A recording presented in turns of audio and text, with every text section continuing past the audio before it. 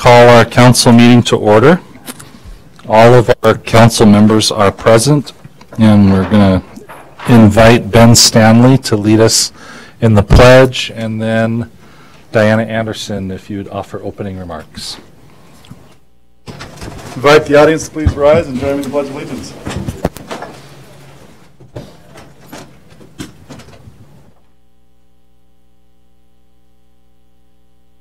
I pledge allegiance to the flag of the United States of America and to the republic for which it stands, one nation, under God, indivisible, with liberty and justice for all. Thank you.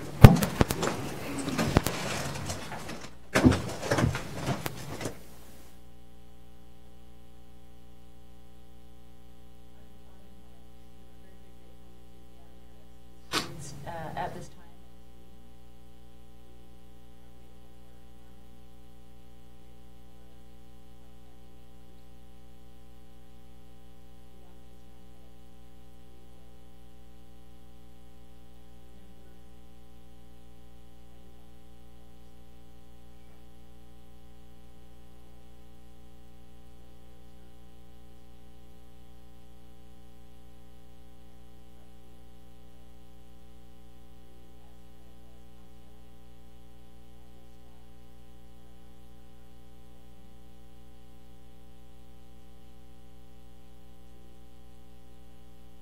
Amen.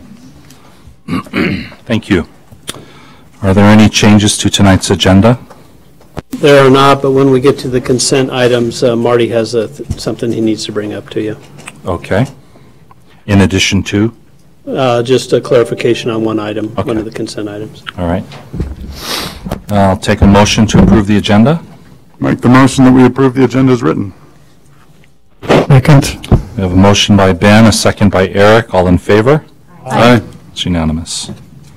Okay, we'll now have an open session. If any of you would like to comment on something that's not on the agenda or is not a public hearing, please feel free to step forward and state your name. Sorry. That's okay, Lori. Lori Williams. And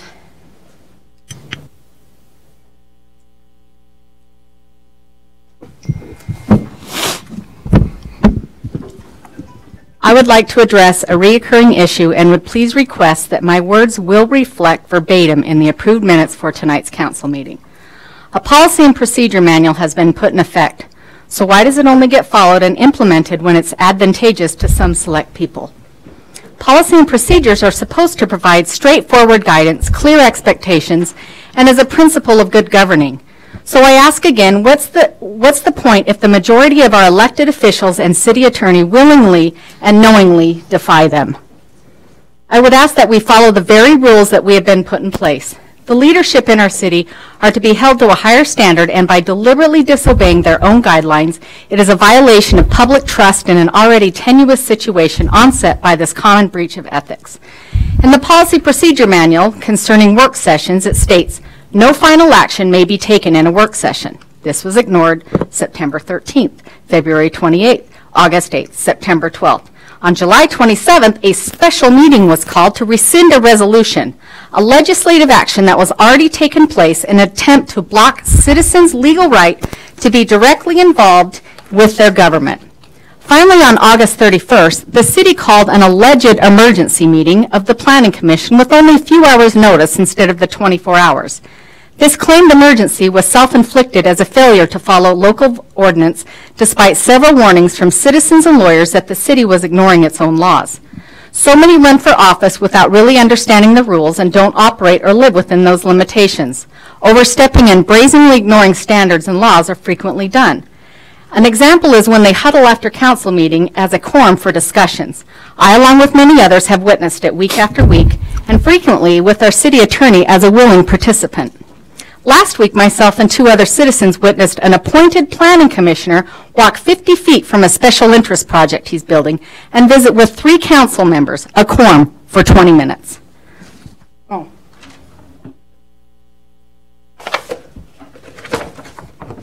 There. The legal quorum.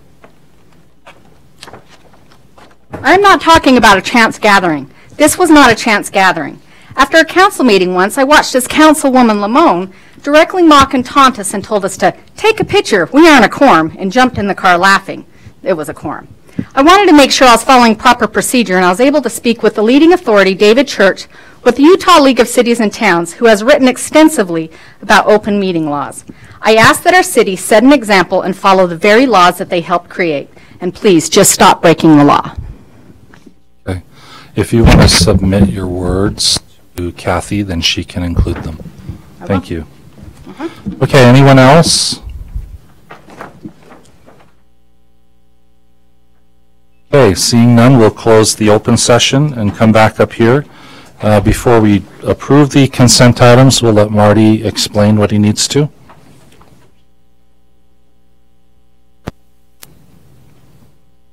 Item E of the consent agenda items is to consider approval of pay request number 4 and change order number 1 for the 4000 North Sewer Project for Silver Spur Construction. In completing this project, we had a few issues arise. The project has now been completed, finally. We had some issues with some settlement that occurred in some of the trenches on the sewer main, and over that time we've been trying to get the road repaired properly, which ended up there being a number of cuts in the road that were not what we desired. So we worked with them. We did also ask them to do some extensive work to get that repaired, and then ask them to pay a cash payment as well to help us seal the road up when we're done, as well as we've asked for an extended 3-year warranty on the project rather than the typical 1-year warranty on the project. We are still waiting for an acceptable 3-year warranty. They've been having some issues with their surety company of giving that on the project. They're intending to do that. So this payment would be, we're recommending it be conditional upon receiving an acceptable 3-year warranty for the project. And so we're making that as part of the condition so that they know they need to do that before they can be paid. Is that D? Item E. E.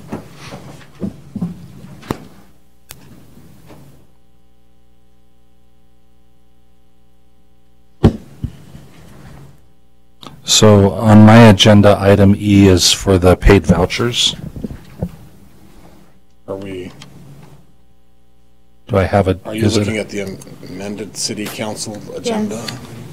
So it's the item E, the consent items, to consider approval of pay request and change order for the 4000 North Sewer Project, right? Yeah, that's not what I, Oh.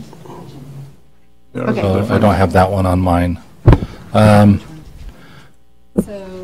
Why don't we make that a separate item, and let's go ahead and approve these, and then we'll handle that one separately. Okay. So for the agenda that we have in front of us, I'm assuming all of us have the same agenda? So Kathy, do they have, Online. In their packet. We all have the same one. Electronically, they have it, but not. well, what they have in front of them is not the amended agenda? Okay. Printed off the wrong one. Okay.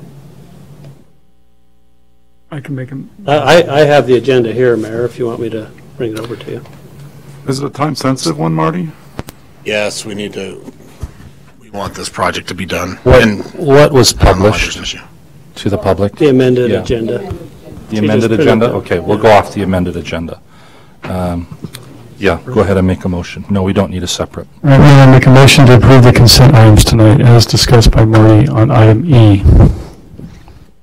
Second.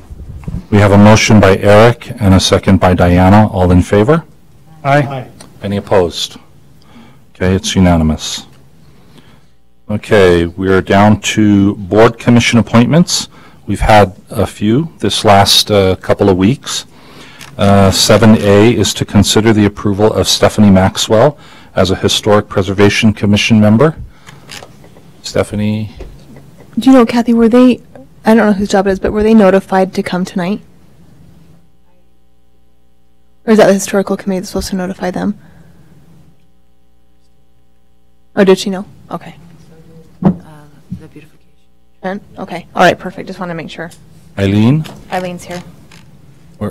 Eileen, you want to stand up so people can see you? Come on up, Eileen, to the podium. And is Trent here, Trent Dyer? I don't see him. Well, go ahead and take a moment and introduce yourself. If you want. You don't know what you told me. Just talking to the mic right there, so we can hear you. Well, my name's Eileen Fullenwider, and it's spelled wrong. It's always spelled wrong. I can't imagine. It's a catchy little name. You're full and wider, like after you eat, you're full and wider. I don't think you'll forget it now. Anyway, I've lived in Pleasant Grove a couple of years. I'm the grandma in my daughter's basement, and I know your mother's dear friend from Tucson, because we're dear friends, and I was just there to visit her. Elaine Provenza. Right, I see your name. So, anyway, I'm a retired operating room nurse. I was in the operating room for 50 years, and I just took the master gardening class at Thanksgiving Point, and I loved it. It was something to do, and they've been nice enough to let me do my volunteer hours at the temple, and then I heard about this committee, and actually the program, the Master Gardener program, actually said you can add your hours that you give to your city to your volunteer program. So maybe I can do something nice rather than just work. But it was a great career. I loved it. So, Yeah. Thank you. Thanks, Eileen. Okay. If there's no questions or discussion, I'll entertain a motion go ahead. I'll make a motion, Mayor and Council, that we consider for approval and approve Stephanie Maxwell as a Historic Preservation Commission member. Do you want to do all three together? Let's do them separately. They're listed separately. We have a motion. Do we have a second? Second. Okay, all in favor? Aye. Okay. And then item B. And then I'll move that we approve Eileen Fulgenwider and Trent Dyer as Beautification Commission members as well. I'll second. Okay, we have a motion by Ben, a second by Eric. All in favor? Aye. Aye. It's unanimous. Thank you. We appreciate the volunteerism. No presentation or public hearing items. Let's go to action items, ready to vote. 10A, to consider for adoption an ordinance 2017-40, authorizing the mayor to enter into a cable television franchise agreement between Pleasant Grove City and Comcast Cable Communications Management, LLC, and Comcast of California, Massachusetts, Michigan, Utah, LLC, and providing for an effective date. Tina? Mayor and Council, the first thing to make sure that is clear is this franchise agreement only deals with cable TV services. We have a very old existing franchise agreement with Comcast from, I believe, dating from 1992. So it's time to update it. Some of the state or some of the federal laws have changed in the meantime. Basically, the franchise agreement grants Comcast Cable Company the right to work in our rights of ways in order to install their utility services for cable TV. In return, we will receive a 5% franchise tax or tax. Included in that is also a small, defined in the gross revenue is another small means of accumulating revenue, including the rental of converters, the applicable percentage of the sale of local and regional advertising time, and any leased access revenues, which is an expansion of their normal language, which we have negotiated and they've agreed to, so it won't amount to a significant increase in the revenues, but it will give us a slight addition to what we would have normally gotten. The term of the agreement is 10 years, which is a standard time. That will make sure that we don't allow it to go 20 years again. I don't think there's anything else that this council needs to be aware of, except that it does provide that in the case of abandonment, if Comcast decides to abandon any of their above ground facilities, they are required to remove all of those at their own cost. It also provides for them to run utility services to our public buildings, not all of our public buildings, but all of the elementary schools our fire station, our police station, and our new rec center, which I believe he's indicated we already have the service there. It doesn't apply necessarily to City Hall or any of the other buildings that belong to the city. The other thing you should be aware of is it does include a provision, an equal treatment provision, that in the event that we have some other cable TV service provider that we somehow want here in addition to Comcast, and we negotiate some terms that are more favorable to the new provider, we are obligated to go back and offer the same terms to Comcast. So they just want to be treated equally and have the same percentage of revenues that they have to pay and access. Or decrease. Or decrease. Okay? Discussion, questions? The representative is here, Kirk Nord. If you have any questions, he's here to answer them. Okay. Okay. The back. Do you have anything you wanted to say? Okay. Okay. Any questions? If not, I'll entertain a motion.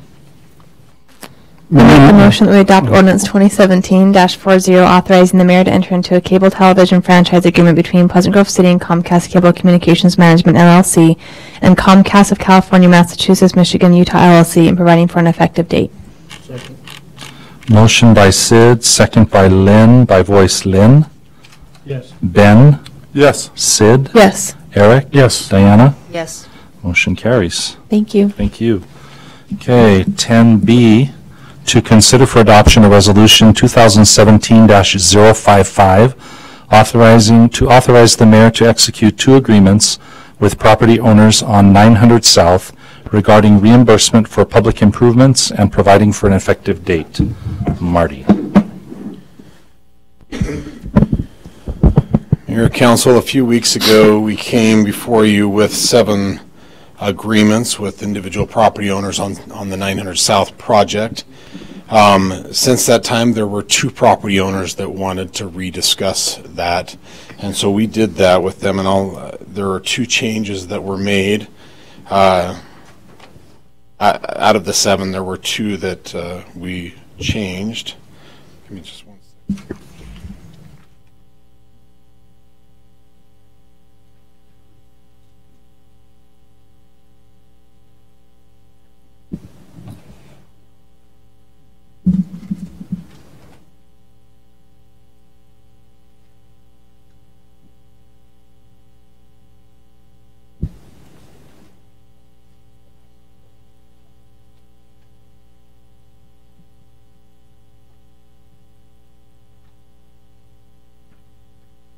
The new computer, so it's having a hard time connect. Not as fast as the old one? It's faster, hopefully, because that one started getting pretty painful. Let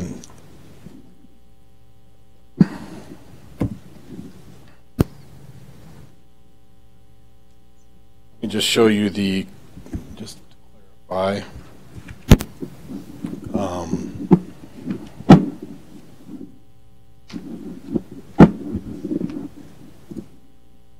So the Royal West property is the property located, this is 1150 East.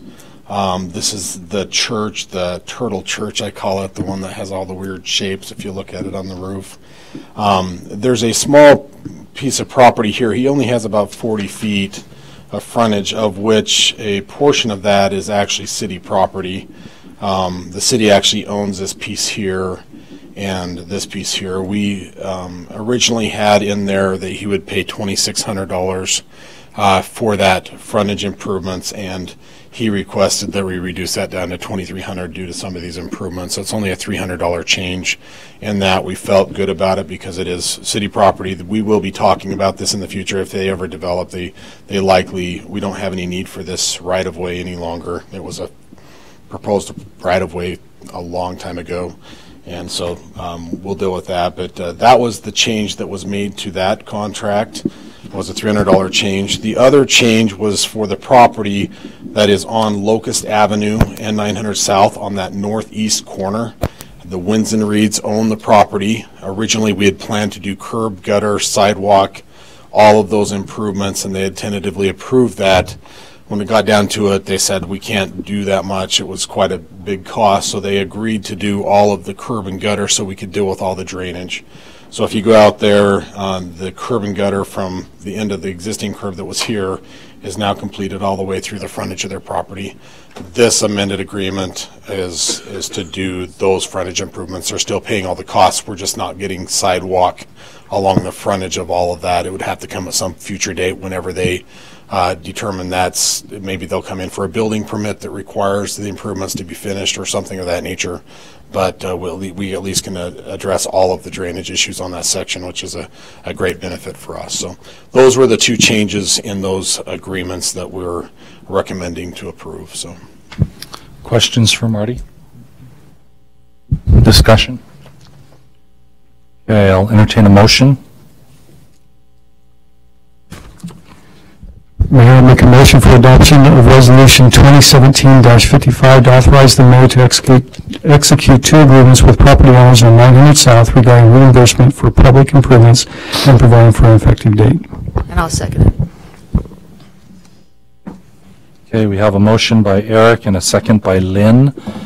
By voice, Diana? Yes. Eric? Yes. Sid? Yes. Ben? Yes. Lynn? Yes. Motion carries.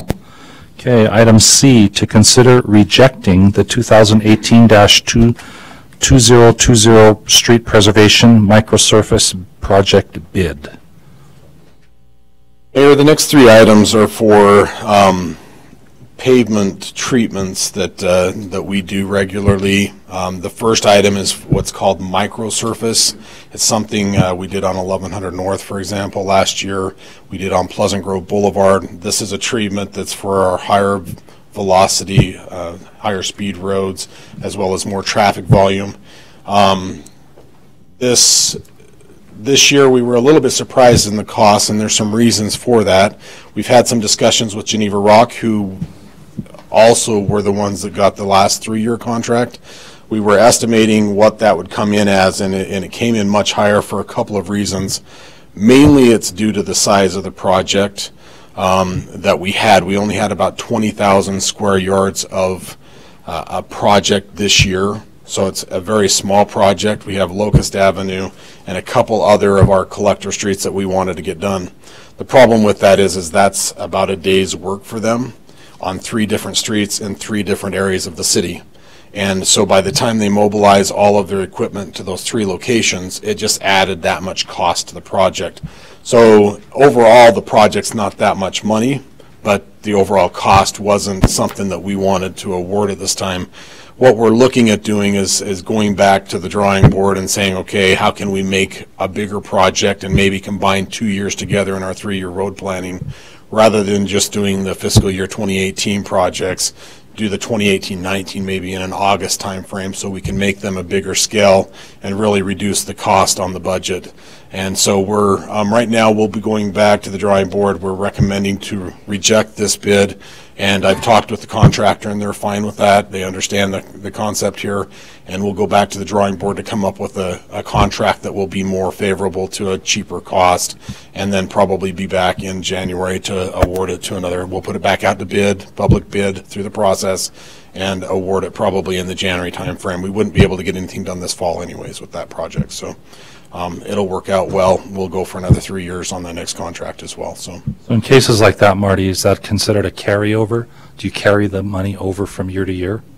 So on these 3-year contracts, so we've got our 3-year road planning document that we're using, and that funding is all in our Class C funds. So yeah, if the funds carry through in our Class C budgets. Okay, so it's part of a 3-year approval. Right. So it just stays with us until that expires. Right. So every year we would be kind of evaluating, and you'll see in these next 2 projects, we determine on the scope of the project every year, and then we work through a change order process to award the next year's projects.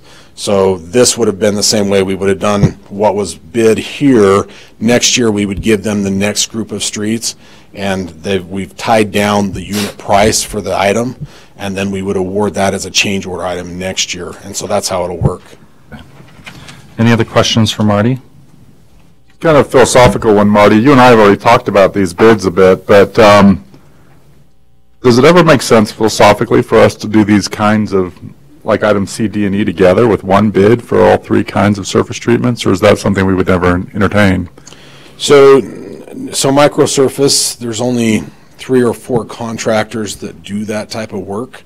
So it's not very common. It's a very particular type of treatment. So it doesn't quite make sense to do it that way because we have different contractors that bid this type of work. So you'll see that in the next one. We got 3 bids on the next project. We got 7 bids on the next project. It makes the most sense for us to individually put these out, work with them to do their specialty work, and I think we get the best price when we do it that way as well.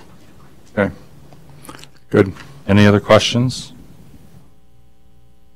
Okay, I'll entertain a motion. Mayor, I make a motion that we reject the 2018-2020 Street Preservation Microsurface Project bid. And I'll second the motion. Okay, we have a motion by Diana and a second by Ben. All in favor? Aye. Motion carries. It is rejected. Okay, item D, to consider awarding the 2018 to 2020 Street Preservation Asphalt Seal Coat Project to Holbrook Asphalt Company, and authorize the mayor to sign the notice to proceed and agreement upon receipt of approval of final contract documents. So this project is our seal coat project. My computer is way slow for some reason. It's still moving. This project is essentially in more of our residential areas. We're doing more of it's called a seal coat. There's 2 types of products that we bid out here. One's called a mastic seal. One's called a high density mineral bond. The last 3-year contract we did was for high density mineral bond. This year we wanted to give more opportunity for another product called mastic seal, which is a little less tested in the area, but is showing some good results, and we went and looked at a few other projects. As you can see in the bid results, if it'll show up on this screen, is it showing up on my screen?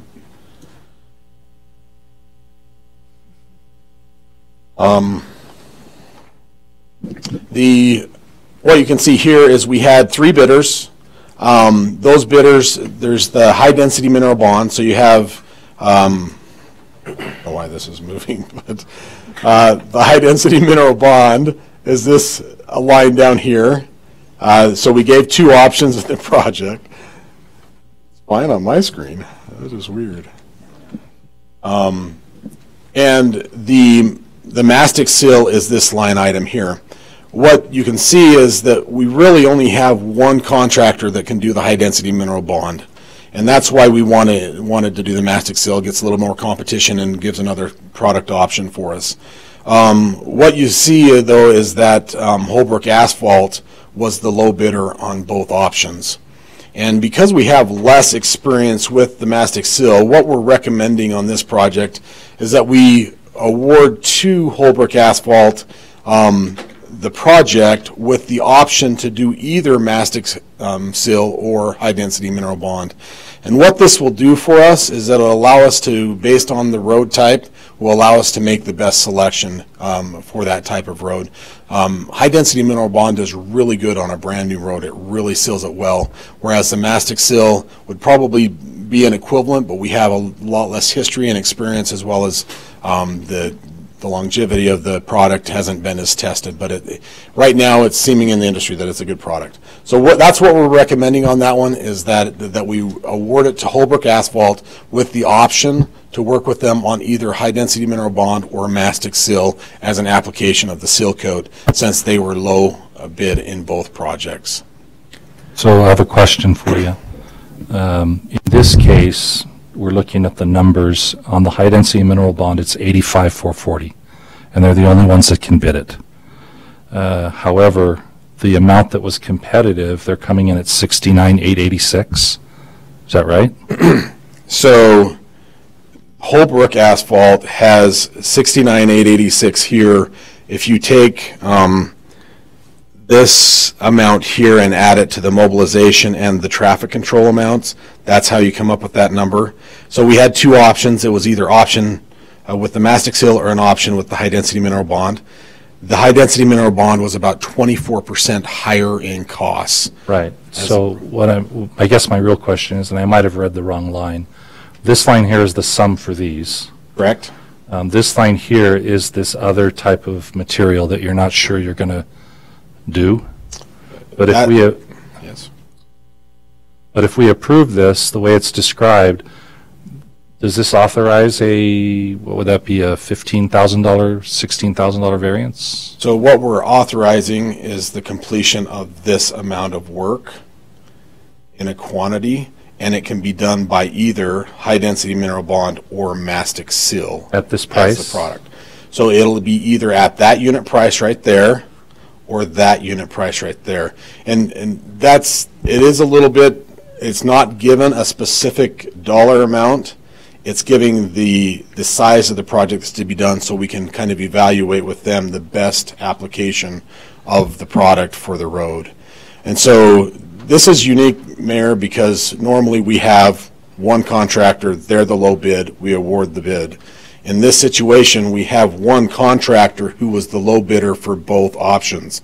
And what we're hoping for is to have the flexibility to be able to choose the right product with that contractor to get the right product on the road. And we're a lot more experienced with high density mineral bond, but we definitely want to, this 25% savings is something we want to try. We want to get that experience. If it's a better product or an equal product, then we want to start using that because we're going to be saving 25% of that cost. Right now, we're kind of in this unknown area, and we want to have the ability to kind of select that on different projects. Tina, do you have any concerns with the way that, I mean, we talked about awarding this based on the ability to be able to select the type of treatment. It's not going to be on a dollar amount, because if we do half in one and half in another, the dollar amount's going to change. Right. So Marty and I discussed this after the bids were open, and he realized that Holbrook was the low bidder on both types of services. And so I feel comfortable with the way he's proposing to do it because they are the low bidder on both. Had there been another bidder that was close, then we would have wanted to rebid it and allow that competition. So they're not just the low bidder, they're the only bidder on They're the item only two. bidder for, yeah, they're the only bidder for the HDMB. Okay. Okay, other questions? Yeah, Marty, is this did Provo do that road that we went and checked out in Provo? Yes. This is the high density? So we saw both those products. One was the mastic seal, one was a high density mineral bond. It was really difficult to see the difference between the two, right? So we're looking at the longevity of the product. And was that 10 years? I think they were only in the 3-year range, 3 to 4 year range on that road. So they still both looked equally good, and that's why we wanted to bid both projects. I think we're in an opportunity to continue to have the option to be able to use the product that we know is good, but be able to test a little bit more of a product that is at a cheaper cost in the industry because it has a lot more competition. And then if it tests out, then in the succeeding years, maybe in year 2 and 3, we're using a little more of that product rather than the high density mineral bond. But it gives us a little bit of flexibility in doing the right treatment for the road and something that's going to give us the best value for our road system. Other questions? Yeah, so ultimately, Marty, we're going to authorize, if we authorize this the way you've requested, then the option is available, then the ultimate discretion will be in your hands, right? You'll be able to pay up Yes. a vendor, which is apply on any given street. Correct. We'll work with them to identify the best treatment. The one thing that we have to understand is when a contractor, for example, this mastic seal, that process of laying down is in the same truck, same type of application, right? So these things are pretty equivalent. It's just the type of material. And so there's a little bit of play in there. We can't make that so small that it doesn't make sense to do, because he has to go and wash out that truck, clean it up so we can put the other material in. And so there's a process we'll work with them on, but we feel that it would be best if we could have a little bit of flexibility, especially as we're trying somewhat of a new product, to be able to do that with that contractor. And I think the prices that we're seeing here, so for example, the price of the $155 a square yard for high density mineral bond is 1 cent more So it's like a 5% increase what we paid over the last 3-year bid schedule. So we aren't seeing a huge increase in the industry. It's just this other option is coming in a little bit more cost effective. It's not as high a quality as a product, but it's another thing that we'd like to try and see if it works. Okay, anybody else? No. I'll entertain a motion. I'll make a motion that we award the 2018-2020 Street Preservation Asphalt Seal Coat Project to Holbrook Asphalt Company and authorize the mayor to sign the notice to proceed and agreement upon receipt and approval of final contract documents. Second. We have a motion by Diana, second by Lynn. All in favor? Aye. Any opposed? Motion carries. And then item E is to consider awarding the 2018-2020 Street Preservation Crack Seal Project to Top Job LLC and authorize the mayor to sign the notice to proceed and agreement upon receipt of final contract documents. To make this in quick, this is the black stuff that you see painted in the cracks on the road. We have about 12 tons of material in this year's contract that we've estimated. We'll go around selecting the roads that will be done and continue to do that for the next 3 years on additional road projects. Any questions for Marty? No. Yeah, I've got a couple, Marty. I'm pleased to see Top Job had the little bit here. I noticed that they have is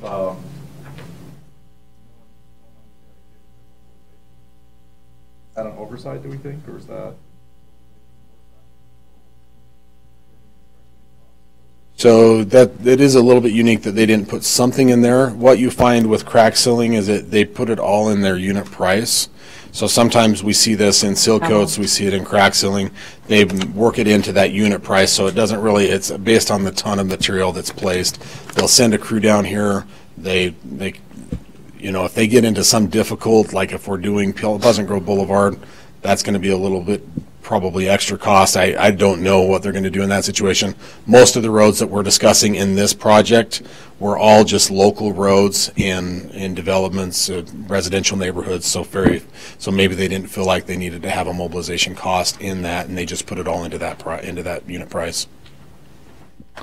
And the other question I had was this 22,000 annual price for. So that's for 12 tons of material. So this is a unit price bid, which means if we do 13 tons, we'll pay a little bit more. If we do 11 tons, we'll do a little bit less. What you'll see is every year we'll come back and add through change order the additional amounts that we're needing. So next year it might be 20 tons, and the next year it might be 5. Likely we're hoping to increase it because we need more. Okay, anyone else? All right, I'll entertain a motion. I'll make the motion, Mayor. The award the 2018-2020 Street Preservation Crack Seal Project to Top Job LLC and authorize the mayor to sign the notice. Second. Motion by Ben, second by Eric. All in favor? Aye. It's unanimous. Okay, we'll go on to discussing the calendar for October 3rd.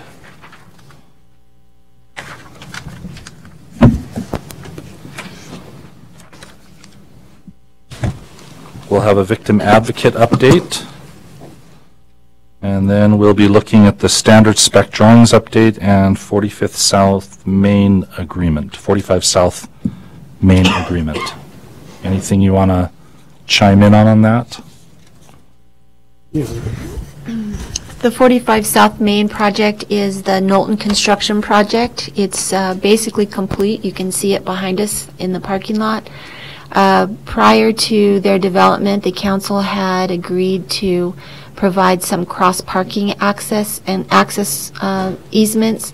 The agreement just solidifies where those are going to be and provides a documentation for recordation so that they're preserved. Okay. And there's one other item that I just talked to Kathy about right before the meeting. We have our contract on the elevator with St. John Properties that we need to execute. It is a discounted deal that they're doing for us, getting a lot of volunteer labor and reduced costs on materials to help save the city. We're estimating about $100,000 on the construction. So It's good. we had our big kickoff a while ago, but this is the contract to tie that off. Okay. And that's it for the agenda. Libby, do you have anything for us? Okay. Denise? Nothing? No. Scott? Just a reminder, no meeting next week. It's our fourth Tuesday, so October 3rd will be our next one. Thank you. Tina? Okay. Marty? Just 900 South, moving along. We're hoping paving in the next 2 weeks will be done. And then 700 South, just be aware, we've got paving happening in the next 2 weeks as well on the north half of the road. And due to the narrowness of the railroad tracks, we're likely going to have to shut down to one lane for probably a week to 2 weeks. We'll be working that with the fire department, but access through that area, we recommend a different, go a different direction if you can. It'll be pretty messy there for a while trying to get through that area. So. Okay. Anything else, Marty? Okay. Steve, is that right? Brian. Brian, sorry. Brian. Oh, sorry. Brian. Okay. We can't avoid 7th South, so we're going to be driving it. Got to do it. That's where you guys are located. Okay. Dion? Ben? Yeah, just a quick note. That's, I guess, my microphone. There's a town hall meeting at the doTERRA Theater on Thursday night by one of our county commissioners, the chair of our county commission, Bill Lee. Certainly an event that would be worth attending. Okay. Lynn? Nothing. Sid? No. Oh, sorry. No. Eric? Diana? Kathy? All right. No plats. Did you have anything? We reopen on Friday, hopefully. Oh, yeah. Pulling our hair out and driving as, just losing everything as we go, but that's the plan. The Tyler guy said that he loved the tile. He's doing a good job. They're all doing a good job. Okay, so I'll entertain a motion to adjourn. I think we had 2 motions there. All in favor? Aye. Okay, we're adjourned. Thank you.